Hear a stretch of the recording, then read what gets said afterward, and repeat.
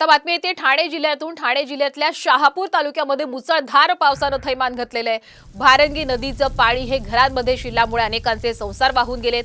जवळपास 7 वाहनं सुद्धा पुराच्या पाण्यामध्ये वाहून गेलेली आहेत। त्यानंतर संतापलेल्या नागरिकांनी नदीवरच्या पुलावर रास्ता रोको केला। भारंगी नदीवरचं बांधकाम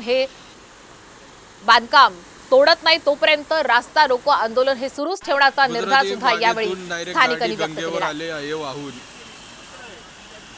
आणि याचाच आढावा घेतलाय आमच्या प्रतिनिधींनी।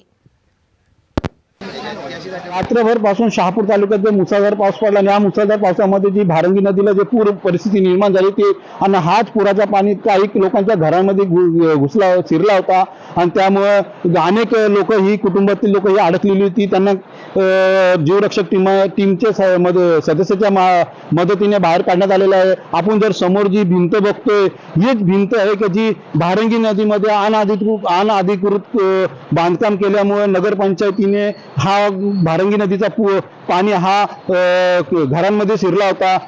नगरपंचायतीने जे बांधकाम केलेलं आहे हा बांधकाम त्वरित तोडण्यात यावा जेणेकरून जे पाणी पुराचं जो पाणी घरामध्ये जातो तो जाणार नाहीये। अशी जोपर्यंत आमची मागणी पूर्ण होत नाही तोपर्यंत आम्ही या ठिकाणी उठणार नाही अशी भूमिका आंदोलनकर्त्यांनी घेतलेली आहे। फैयाज शेख, साम टीव्ही, शहापूर। ही जी काही बांधकाम नदीत झालेली आहे ती पूर्ण कुठल्याच परवानगी नाही, ना जल संवर्धनाची ना कुठल्या परवानग्या घेतल्या। पूर नियंत्रण कक्ष जो असतो त्याची कुठली परवानगी न घेता मुख्य अधिकारी यांनी साठेलोटे, तिथला नगरसेवक, तिथला ठेकेदार या सर्वांनी मिळून आणि हे बांधकाम केले आणि एवढ्या कंप्लीट करून त्याच्यावरती कुठल्याही प्रकारची ऍक्शन घेतली नाही। जोपर्यंत ही भिंत आणि नदीतला अतिक्रमण तोडत नाही आणि ज्या मुख्य अधिकाऱ्यांनी हे सर्व प्रकार केलेले आहेत त्यांना सस्पेंड करत नाही तोपर्यंत आम्ही इथून उठणार नाही। तर आपण पाहतोय शहापूर मधली ही सध्याची दृश्य।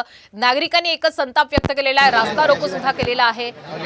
अनधिकृत बांधकाम झाल्यामुळे अशा पद्धतीने पूरस्थिती इथे निर्माण झाल्याचा आरोप सुद्धा यावेळी स्थानिकांनी केलेला आहे।